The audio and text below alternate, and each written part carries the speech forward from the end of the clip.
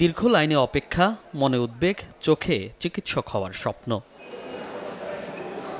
Medical ভর্তি পরীক্ষায় অংশ নিতে সকাল ৮টা থেকে কেন্দ্রে আসতে শুরু করেন পরীক্ষার্থীরা। নির্দেশ অনুযায়ী কেন্দ্রে প্রবেশ করতে হয় সকাল ৯:৩০টার মধ্যেই। এরপর ১০টায় শুরু হয় পরীক্ষা, চলে সোয়া ১১টা পর্যন্ত।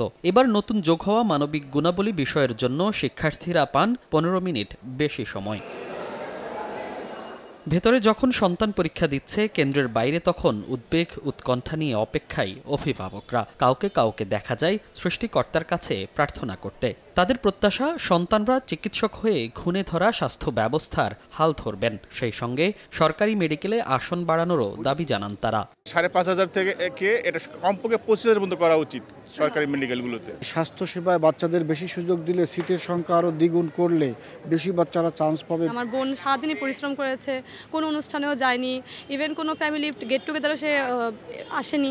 সে সবসময় ভাবছে তার এই স্বপ্ন নিয়ে। আল্লাহর কাছে একটাই দোয়া যে পরিমাণ কষ্টটা এই কয় মাস ধরে করছে, আল্লাহ যেন ওইটা ফল দেয়। পরীক্ষা শেষে ভর্তিচ্ছুরা জানান, সুযোগ পেলে মানুষের সেবা করবেন তারা। এছাড়া প্রথমবার অভিন্ন প্রশ্নে এমবিবিএস ও বিডিএস পরীক্ষা নিয়েও মিশ্র প্রতিক্রিয়া শিক্ষার্থীদের মধ্যে, তবে সন্তুষ্ট প্রশ্নের মান নিয়ে। কোয়েশ্চেন না 50-50 মনে হয়েছে, যে ইজিও না তেমন হার্ডও না। প্রশ্ন মোটামুটি এভারেজ সহজই আসছে, সবকিছু একটু কেমিস্ট্রিটা একটু সবকিছু বেসিক টাইপের কোশ্চেন আসছে। যাদের প্রিপারেশন অনেক ভালো ছিল, দে উইল গেট চান্স। সবাই তো ডেন্টালে পড়তে চায় না, অনেকের হয় যে এমবিবিএস এর স্বপ্ন থাকে, কিন্তু অনেকের ডেন্টালে চলে আসে।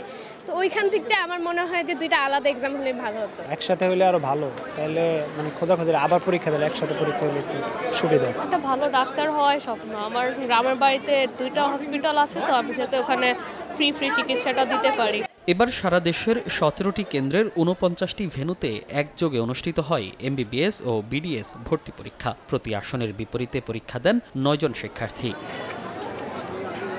স্বপ্ন পূরণে ১৩,০৫১টি আসনের বিপরীতে পরীক্ষায় বসেছেন ১,২২,৬৩২ জন শিক্ষার্থী।